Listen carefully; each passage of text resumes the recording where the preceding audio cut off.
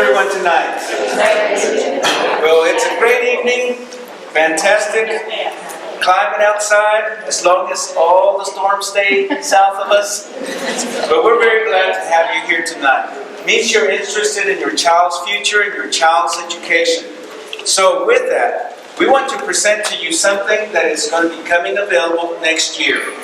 The district is providing a first-class education. That's in our mission statement. So we want to provide that opportunity for your child. And we're wanting the word to spread because of the fact, not only for Gainesville, but also for surrounding the communities, because an opportunity like this doesn't come very often.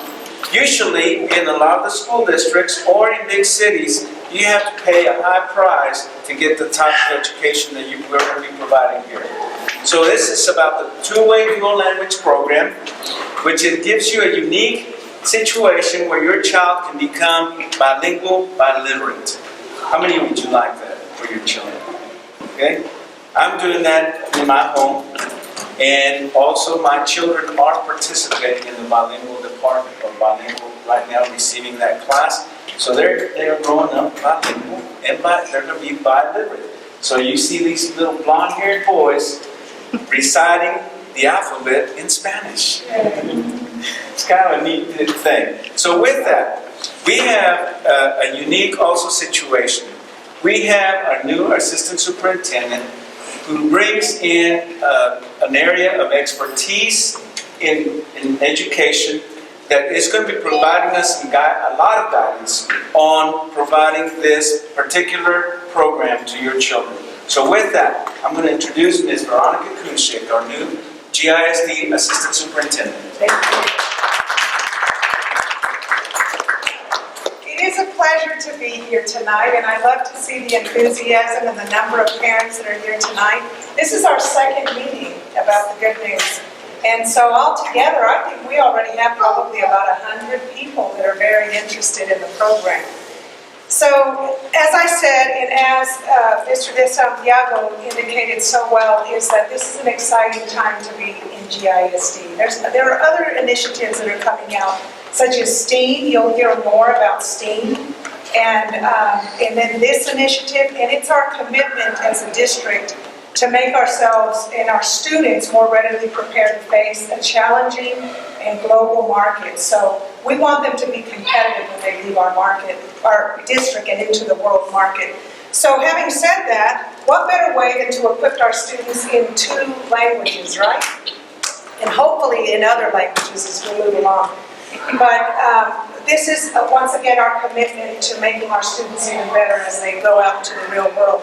So, as you know, or maybe you don't know, we have the one-way program already in district. How many of you have students or knew that we have a one-way program? Anyone? Good? Okay. The one-way program, just so that you know the difference, means that you have all students in a classroom that know one language, but yet they're learning 2 languages, okay? The two-way is a commitment to bring the same number of students on one side that know one language, and then the number of students on the other side that know another language, so Spanish and English. So that they're being paired in the classroom and able to learn and glean academic language from one another, which is the difference of knowing the language. It's about being biliterate. Are we teaching students academic language? And in this scenario, the two-way, they would be learning a two-way dual language. So it's very committed to the notion of students that when they do graduate from high school, that they will be proficient and biliterate. Very critical. Huge difference from a one-way and that of a program that exits students. Right now, currently, just so you understand, we exit students out of the program in the 5th grade. So in essence, you leave a language behind. But in this model, what we're trying to do is we're going to vertically align it into high school to where your student will also be still learning 2 languages up into the junior high and into high school and graduate with what we call a seal of biliteracy, okay? So that's very competitive, and we're really excited about offering this to our students. So what do you think? Should we move along? We have things to do, right? So let's go in and talk about the mission and the vision of our dual languages. So the mission is to develop, as we said, the biliteracy skills through the implementation of a dual language enrichment model and maintain high levels of cognitive abilities. The cognitive ability of a child to know 2 languages, like for example, I know 2 languages. Did you know that my brain never stops thinking in 2 languages? So consequently, my brain is always functioning at a very high level, and this is very healthy for the brain. There's a lot of research about learning languages and the effects of becoming old, and even how the impact of individuals who are engulfed in 2 languages, and it helps the brain to develop. There's a study, an interesting study that would help you, will make you understand and be relevant to you holding an infant, or a toddler, I should say, that with little ones, they have shown that when you're visiting with a child who's at infant age, and they're trying to figure out what you're saying to them, they focus on the mouth, and they're trying to figure out what language you're speaking. Whereas a child that speaks one language focuses on everything else, and they track the students to see the difference, but they look around and they look at your eyes. But students that know 2 languages are cognitively aware that they're actually trying to figure out what language are you speaking. These are just infants, so isn't that interesting, the research that you learn from that? So cognitive awareness is very, very important. This ability to graduate bilingual is going to open up a lot of opportunities for students. I was a high school principal and have been a principal at all levels from pre-K on up. And but when I had the high school, I traveled down south when I went to look at the programs and bring them back to another district I was working in. And I walked the hallways with a young lady who said to me in pure Spanish, better than I speak, "Y si hablo español muy bien, para que sepa que si hablo." And so I just said that I speak Spanish just so that they would know if anyone wants to visit with me, we can speak Spanish together. So I'm walking the hallways with this young lady, and she says to me, "Miss Klinchik, in my home we don't speak any Spanish at all. As a matter of fact, my parents nor my siblings know Spanish." And when I tell you she was rich in her language, I was in shock at how well she spoke Spanish. She had chosen to take all of her sciences in Spanish in high school. The child was one of the top 4 of the 10 that was graduating and was offered a scholarship to an Ivy League. And she wanted to be a doctor. So she was taking her sciences in Spanish so that she could be more marketable. So what we need to not be afraid of is that oftentimes when we think of a 2-way, we think, are they going to be prepared to take the STAR assessment? That frightens parents at times. But what I want to lead you to believe, and when we do a dual language program correctly, that students are thinking at a very higher level. Oftentimes, these end up being the enrichment students. These end up being the pre-AP and AP students. Just imagine the level of cognitive work that's occurring in the brain whenever students are speaking 2 languages. Okay? Very exciting time. So that's our mission, and our vision is to equip our students with the opportunities for 21st century skills and to differentiate and develop a rigorous curriculum along the way. So here's a fact for you to know that in Spain, the census report showed that here in the United States, we speak more Spanish in the United States than Spain. So, and that's across the world. I mean, it is, in Texas, it's a language that is heavily spoken, so we will benefit from teaching our students to speak the 2 languages. Okay, so the program model, of course, I told you about the 1-way. Does anyone have a question about the 1-way? Or thoughts? Okay, I think I pretty much covered the 1-way well, right? Okay, we're going to move on. The 2-way, as I said, is this notion of students that are speaking in 2 languages. Now, know that early on in the kinder level, they're in their foundation language, okay? So they're being taught in their foundation language in the area of reading. And that changes as they progress to where, what will happen with a student is the transfer of the language will happen naturally. My friends, I was with a friend of mine who, her child has been in a dual 2-way for 3 years now. And he said to me this weekend when we were walking, he said to me, "Miss Klinchik, I don't even remember even being taught how to read in English. but I can read in English. And I know that the program, and what happens is they're thinking at such higher level, working together, that they end up helping each other to be able to be equipped to do so. Would you agree, teachers? Do you see that happening? You're like, how in the world did they start reading in 2 languages? But the brain is just working at high levels. And they are working together too. And some of our teachers are here tonight. Raise your hands, teachers. These are the bright, brilliant teachers right here. Look at all of these teachers here that are committed to the dual 2-way program. It is such a beautiful thing that we're building together. So I shouldn't just assume, but you're the Spanish side, right? Okay, I shouldn't just assume. And you're the Spanish side, right? No? Okay, you're the English side, right? Oh, but we're going to work together and it's going to be a solid team. Pretty exciting. And then our principal here, I have to commend him. He has been talking about this since the minute I came into the district. He's so committed and excited. You couldn't have a better leader leading this initiative. So, once again, the brain research, this kind of goes through, I kind of spoke about all of this, and I'm glad to continue to go through it. I'm going to step back so I can see. Yes, of course, number 4, the economic advantages, the job opportunities. I'm a product of that. My friends, my mother has a 4th grade education, okay? And I stand here today, I have a brother who's an assistant superintendent, I have a sister who's a teacher, I have another brother who's a principal in Florida, and I'm an assistant superintendent. But I will tell you, 2 languages have helped me to be successful in my profession and to grow and to have opportunities. So it's something that is evidently something that will help. And you'll see it, even I'll tell you that it put me through college. I used to translate for the indigent defense system in Oklahoma City. They would send me paperwork and I translated. They send me a $100 check in the mail. So you just never know what kind of opportunities it opens up for you. I feel like we're standing in front of you. You're good? Let me step back over here. Okay. We've covered all of that. I'll give you a moment to look at it.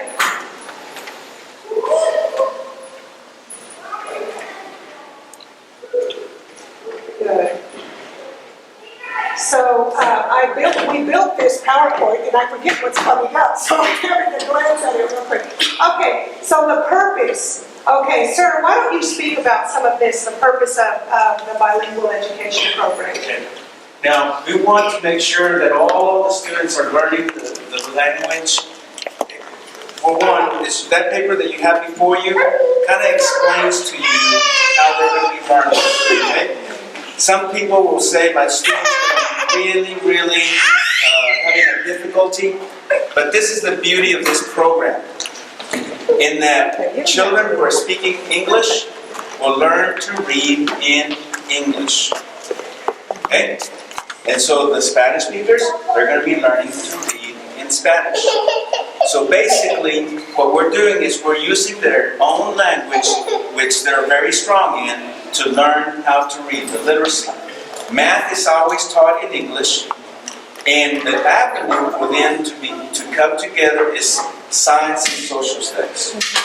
So that's how they're going to be learning each other's. So when we say that they're going to be paired up, that means that they're not going to be paired up for life. From kinder all the way through 6th grade. Yeah. Basically, we call bilingual pairs, and it's based on the Canadian cooperative learning model.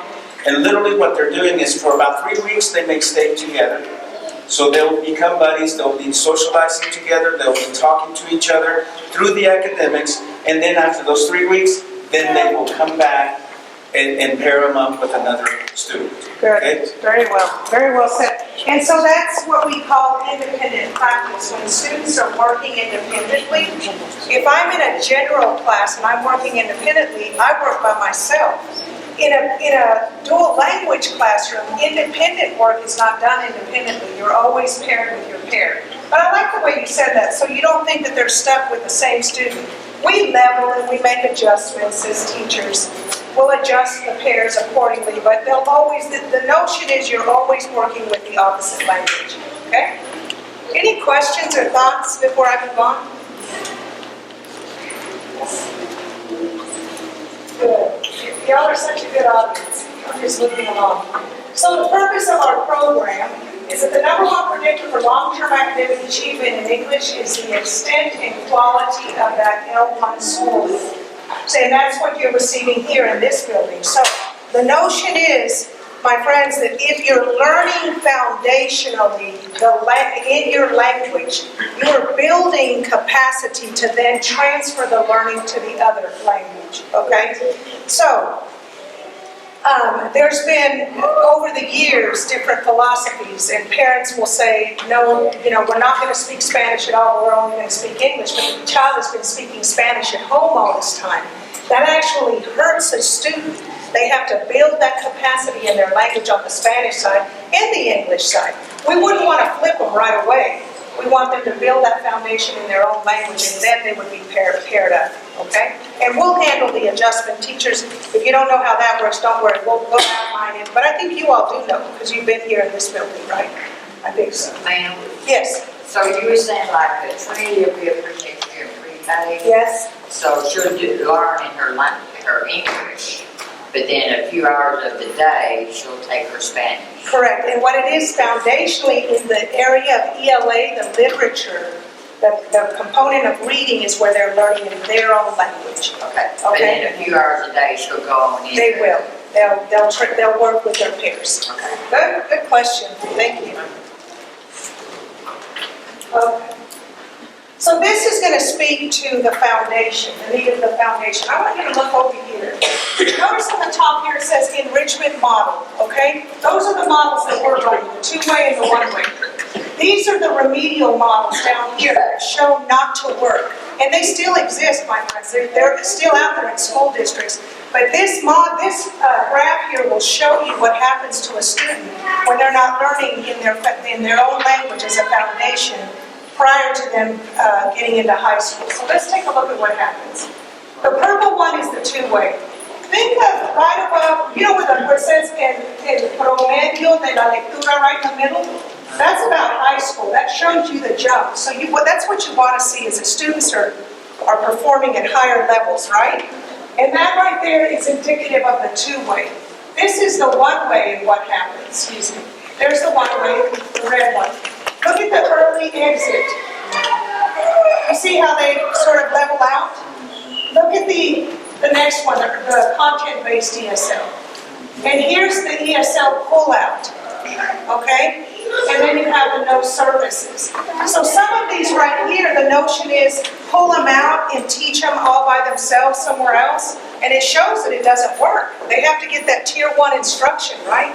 Pardon me, let me explain that. I was thinking I was talking to teachers, and I am. So tier 1 is what happens to all students in the classroom. If you're my classroom, I'm going to give you tier 1 instruction. We're all going to receive the same. And when students need to be helped a little bit further, they're grouped in order to bridge some gaps in education, okay? And in the learning, that is. So this is a nice chart to indicate that we're on the right path in GISD. And your students will be a part of this great experience. So, this is basically showing you the commitment of the state and what we've done with dual one-way, two-way. Look at all of these different, these are the Texas districts that are a part of the Gomez and Gomez model, which is the model that we're going to be running. It's the program that we use. It's the framework that we use that calls it the two-way and the one-way, and how we execute the learning in the classroom. So that you know if your student is in this program, we're using the Gomez and Gomez model. And all of these districts are using it. And here we move on to show you some more districts. So, it feels good to be a part of a great success, right? There's a lot of research that the way that they're doing it is correct. And then here we have some other states that are using the Gomez and Gomez model. Okay? And I know the brothers very well. I've heard them present. They'll probably come here eventually. They have a lot of research-based leadership strategies to guide districts. This is very key. We have this program that we're implementing. It is truly an enrichment program, and I want you to be proud when you say that, to share the good news. And I said it earlier when I gave you the example of the young lady that was walking the hallways with me. she was a part of an enrichment program, and look at the success that it brought for her, right? So it's not a remedial program. This is definitely an enrichment for our students.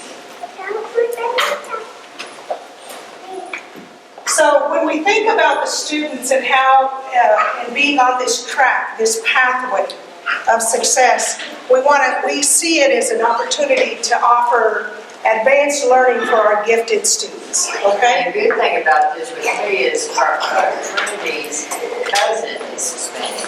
Yay. So she can speak English and She already, yeah, so now Trinity will be able to speak, or Martha, I think Martha's up here. yes, Martha can help. I love that. I love that because and that just builds the confidence of the learner. And you know, there's language that we use in the hallways, there's language that we use in the playground, right? There's language that we use at home, and then there's going to be language that we use in the classroom. And I will tell you, as Mr. De Santiago was telling you, I had a building my last building I had, we were building it to 8, and I walked into the first classroom that I had launched science and Spanish in the 8th grade. And I will tell you, I don't have a lot of hair on my arms, but it did raise. I was just so excited. The teacher was spouting out photosynthesis in Spanish, and the kids' arms were flying up, and just this confidence that you feel in the hallways of the learners really embracing a lot of their culture, the language, and the confidence of the English side students who were really embracing it. So it's really exciting. That's good. That's very good interjection. Thank you. So, students learn content together in bilingual pairs, you said that. We're just resubstantiating that in this PowerPoint. And the content is not repeated in both languages. It's taught in one language only. So this is not about translation. You know, this is not about them learning in one language and then learning the same content all over again. No, that would be boring, right? We have to teach our students at a gifted level. So it'll look differently in the different content that they're participating in throughout the day. Good. So, by the end of the second year in the DL model, I want you to believe that 100 of the participants will be reading on grade level in their native language. Okay? And be able to write one full page in their native language and half page in the second language. Can you imagine that? Mom, I love you so much. Mami, te quiero tanto. Right? Wouldn't that be something? And it's pretty impressive when you see it happen.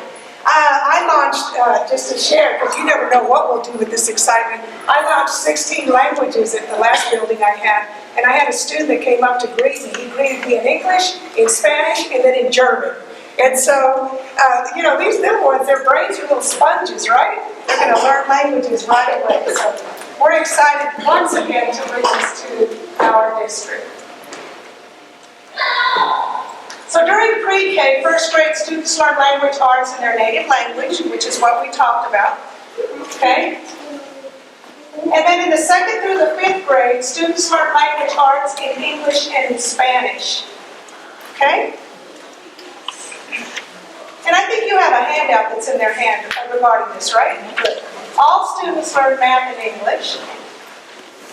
And all students learn science and social studies in Spanish. And that's the model. Okay? So, what a great picture to end with, right? Look at that bright, shining little face. It's your student. And we're excited to bring this once again to our district, and we believe that it's going to make us even greater and better. The more opportunities we offer our students to be the best, the more that they will raise to the level of expectation. So I thank you so much for being a good audience. Are there any questions or thoughts that you would like to pose at this time?